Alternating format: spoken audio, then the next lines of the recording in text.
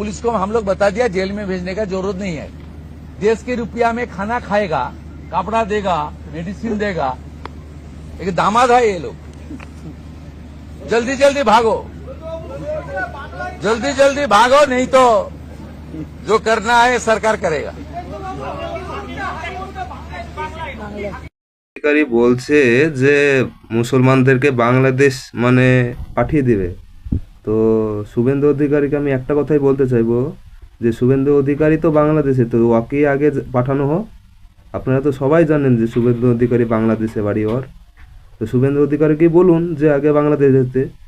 বাংলাদেশে যাদের বাড়ি নিশ্চয়ই বাংলাদেশ যাবে, তাতে হিন্দু হোক আর মুসলমান হোক।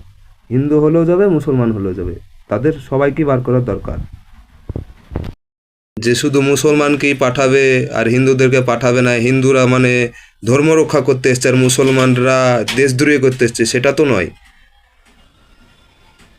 দেশদ্রোহী করতে আসলে সবাই দেশদ্রোহী করতে এসছে, আর ধর্ম রক্ষা করতে হলে সবাই ধর্ম রক্ষা করতে এসছে।